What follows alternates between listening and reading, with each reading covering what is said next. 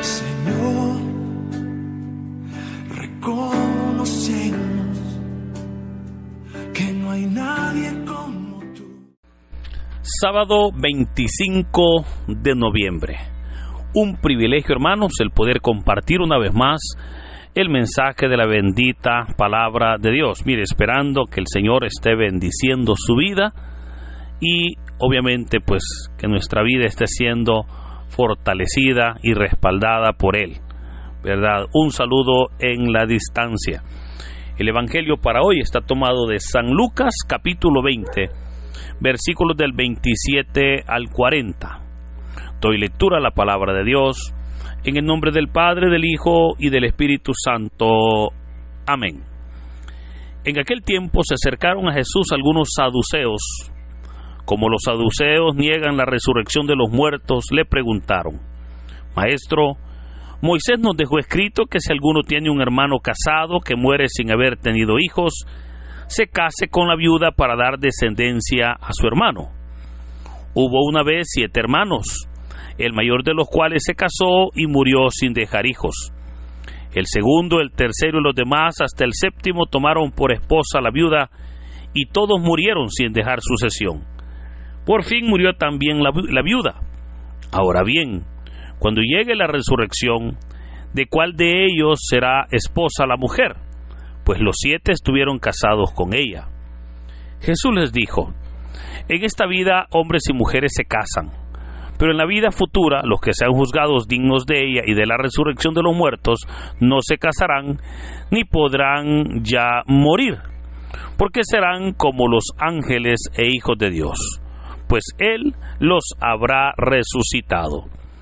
Y que los muertos resucitan, el mismo Moisés lo indica en el episodio de la zarza, cuando llama al Señor Dios de Abraham, Dios de Isaac, Dios de Jacob. Porque Dios no es Dios de muertos, sino de vivos, pues para Él todos viven. Entonces unos escribas le dijeron: Maestro, has hablado bien. Y a partir de ese momento ya no se atrevieron a preguntarle nada. Hermanos, esta es palabra del Señor. Gloria y honor a ti, Señor Jesús.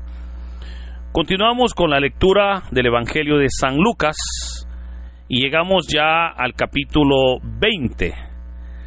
El día de ayer veíamos cómo el Señor pues ha llegado ya a Jerusalén y obviamente llega al templo y lo purificó echando a los mercaderes fuera, pues les dijo: mi casa es casa de oración, pero ustedes la han convertido en una cueva de ladrones.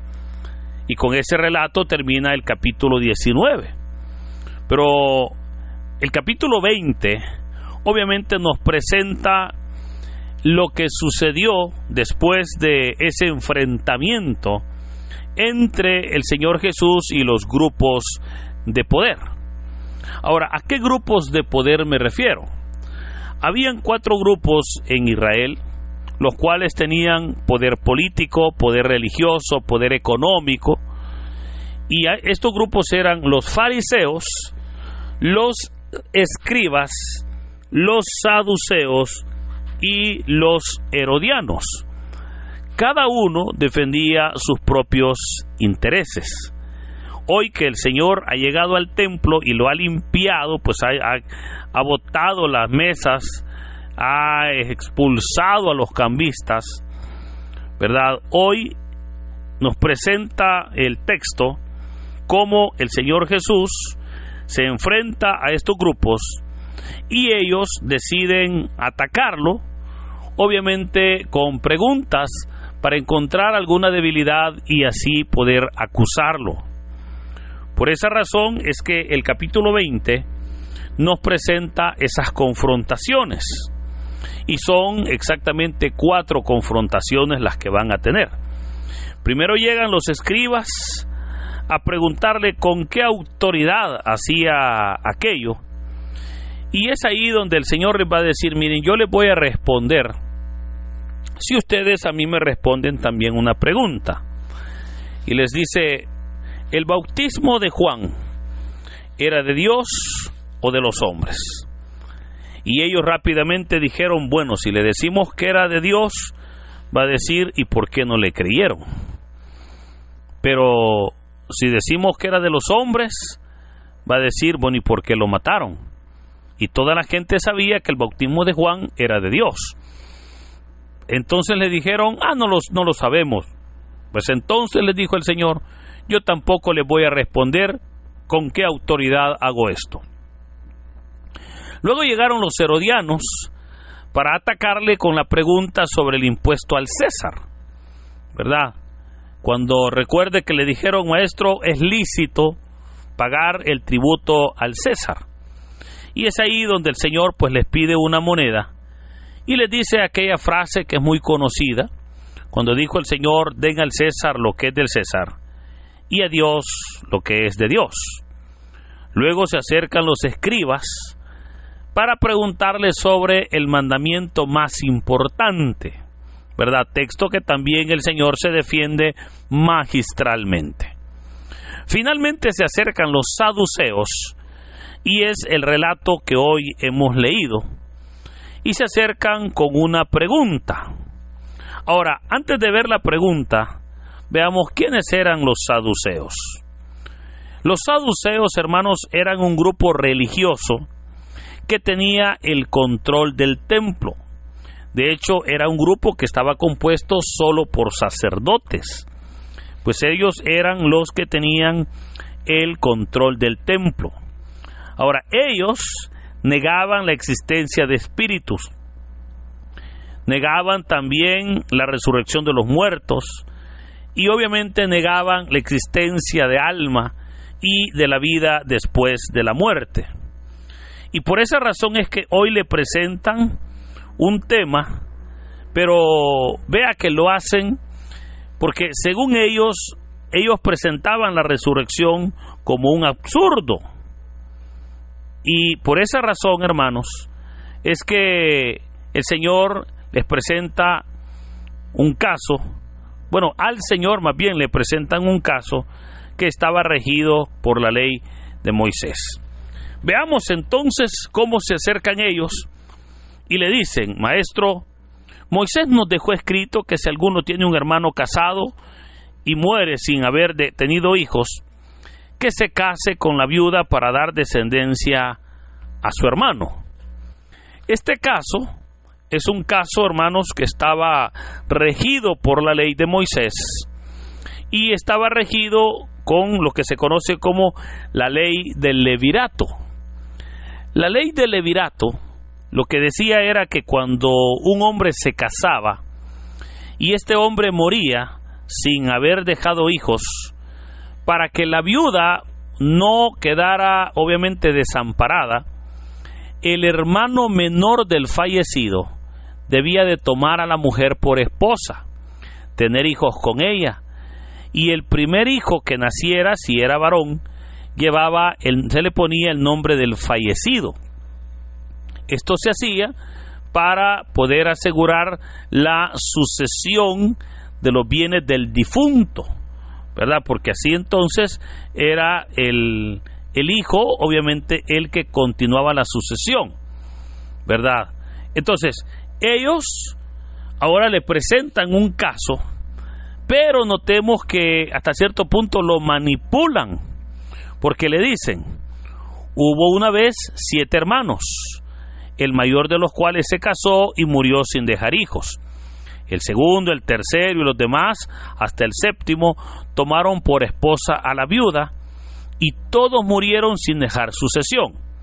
Aquí es donde le digo que manipulan el caso, porque es imposible, ¿verdad?, que 7 hermanos, bueno, que una mujer alcance a vivir con 7 hermanos. O sea, es difícil por los años, ¿verdad? Pero veamos que ahora le presentan al Señor este caso. Ahora le dicen, por fin murió también la viuda. Ahora bien, le dicen, cuando llegue la resurrección, ¿de cuál de ellos será esposa la mujer?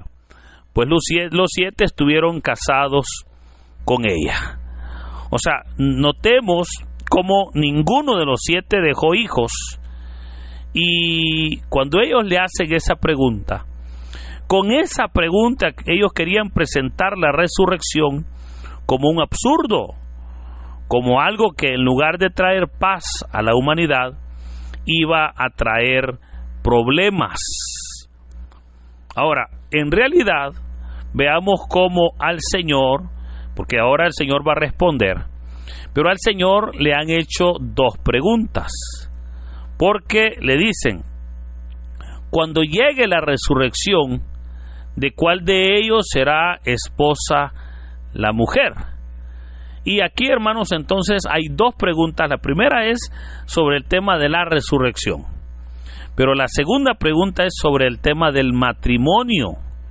Y obviamente el Señor va a responder primero el tema del matrimonio, para luego responder la primera pregunta sobre la resurrección.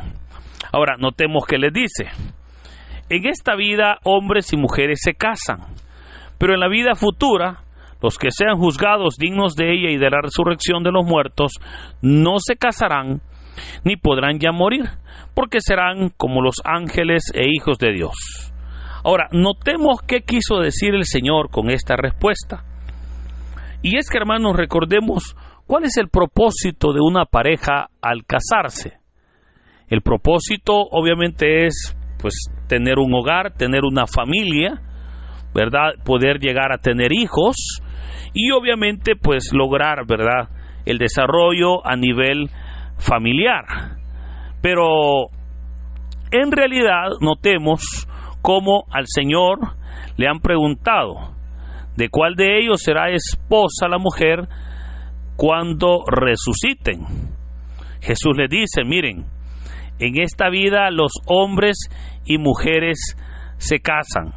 Y ya dijimos, ¿verdad? Se casan pues por amor, se casan por el deseo de tener la compañía del cónyuge, se casan por formar un hogar, etcétera, etcétera. Pero en la vida futura, dice la palabra, los que sean juzgados dignos de ella y de la resurrección de los muertos, no se casarán. ¿Y por qué no se casarán? Bueno, vea, porque nosotros los seres humanos, es importante que podamos comprender que somos seres sexuados, o sea, tenemos un sexo, usted sabe, masculino o femenino, ¿verdad? Hombre o mujer. Pero ¿por qué el Señor, el cuerpo tiene sexo? Y tiene sexo el cuerpo para multiplicarse, ¿verdad? Porque recuerde que el hombre muere. Entonces, al morir, obviamente, ¿quién va a continuar? Bueno, los hijos, la descendencia. Ellos continúan el trabajo, ¿verdad? La obra, la labor que se dejó pendiente. Pero dice el Señor, los que sean dignos de la resurrección ya no se van a morir. ¿Por qué? Porque serán como ángeles. ¿Y cómo son los ángeles? Mire, los ángeles, para comenzar, son ángeles asexuados, o sea, los ángeles no tienen sexo. Y cuando digo sexo me refiero, no son masculinos ni femeninos. O sea, ellos son ángeles, primer cosa. Segundo, los ángeles, vemos cómo no mueren. Entonces, si no mueren, significa que tampoco nacen. Y claro, y no nacen, ¿por qué? Porque ya le dije, no tienen sexo, o sea, es la sexualidad, en este caso del ser humano, lo que hace que nosotros podamos considerar el poder dejar sucesión, pero los ángeles no, ellos no mueren y por lo tanto ellos no necesitan dejar sucesión. Ahora, ahí el Señor entonces les ha respondido cuando ellos le dicen, miren, no importa, el Señor les está diciendo, no importa si estuvo casada con 7 hermanos, porque en la resurrección ya no será esposa de nadie. ¿Y por qué razón? Porque recuerde, cuando se realiza el matrimonio se dice que ese compromiso terminará cuando uno de los dos muera, cuando dicen hasta que la muerte nos separe. Cuando uno de los dos muere, el matrimonio se termina. y es ahí donde ya no hay lazos de matrimonio. Ahora, luego viene el Señor y va a dar respuesta a la segunda o a la primera pregunta sobre el tema de la resurrección, y les va a decir: y que los muertos resucitan. El mismo Moisés lo indica en el episodio de la zarza, cuando llama al Señor Dios de Abraham, Dios de Isaac, Dios de Jacob, porque Dios, le dice, no es un Dios de muertos, sino de vivos, pues para Él todos viven. Ahora, ¿cómo está respondiendo el Señor? Recordemos cómo Él está ahora demostrando el tema de la resurrección, y le dice, el mismo Moisés lo indica en el episodio de la zarza. Cuando el Señor habla del episodio de la zarza, se refiere al capítulo 3 del libro del Éxodo, donde se nos presenta que Moisés, que cuidaba las ovejas, ¿verdad?, de su suegro Jetro, él tenía cierto lugar en el desierto donde llevaba su rebaño. Pero dice la palabra que en cierta ocasión él fue más allá de la frontera donde él acostumbraba a permanecer. Y cuando llegó al monte Sinaí, es interesante cómo él vio una zarza que estaba ardiendo en llamas, pero que no se consumía. Eso le llamó la atención a Moisés y decidió acercarse para poder observar aquel fenómeno. Eso fue lo que sirvió para que Dios lo llamara, y ya usted conoce el texto como el Señor lo llama. Pero vea que le dice, él le dice, cuando llama al Señor Dios de Abraham, Dios de Isaac, Dios de Jacob. Ahora, ¿cómo se refiere usted a una persona que ya falleció? Usted dice, miren, yo era, ¿verdad? O yo fui el amigo de fulano de tal, o yo fui pariente de fulano de tal, o yo fui compañero de trabajo, etcétera, etcétera. Pero ¿por qué decimos yo fui? Porque esa persona ya murió. No podemos hablar en tiempo presente porque esa persona ya está muerta. Pero vea cómo el Señor le dice a Abraham, cuando le dijo, yo soy el Dios de Abraham, el Dios de Isaac, el Dios de Jacob. O sea, no le está diciendo Dios, yo fui el Dios de Abraham, yo fui el Dios de Isaac y yo fui el Dios de Jacob. No le está diciendo así. ¿Y por qué le dice yo soy? Porque era tiempo presente. Pero claro, o sea, desde Jesús para Abraham, hermano, habían pasado, aproximadamente 1600 años de diferencia. Del Señor a Isaac, imagínense, 1300. Del Señor a Jacob, 1200. O sea, había pasado una gran cantidad de años. Pero Dios seguía diciendo, yo soy el Dios de Abraham, el Dios de Isaac, el Dios de Jacob. Esto nos enseña que cuando nosotros creemos en Dios, hermanos, ni la muerte nos podrá separar de la presencia de Dios.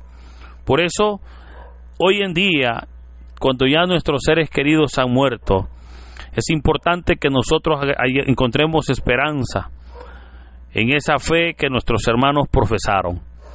Y nosotros es tiempo para que podamos verdaderamente confesar y profesar nuestra fe en ese Dios vivo, en ese Dios real, en ese Dios que quiere ahora obrar en nuestras vidas. Por eso, el texto de hoy nos presenta a un Dios presente, pero claramente, como dice el texto, a un Dios, hermanos, de vivos y no de muertos. Dios es un Dios vivo y es un Dios que espera que nosotros en vida podamos también servir y glorificar su nombre. Por eso, queridos hermanos, que en este hermoso día el Señor nos bendiga. en el nombre del Padre, del Hijo y del Espíritu Santo. Amén. Dinos, ¿qué te pareció la reflexión del Evangelio del día de ahora en la sección de los comentarios? Si eres nuevo, te invitamos a que formes parte de esta comunidad y compartas el Evangelio no solo a tus seres queridos, sino también a otras personas que estén necesitadas de escuchar la bendita palabra del Señor. Recuerda darle like a este video, suscríbete si aún no lo estás, ya que subimos videos todos los días. Así que muchas gracias y que Dios Todopoderoso nos acompañe hoy, mañana y siempre. Me ha sostenido.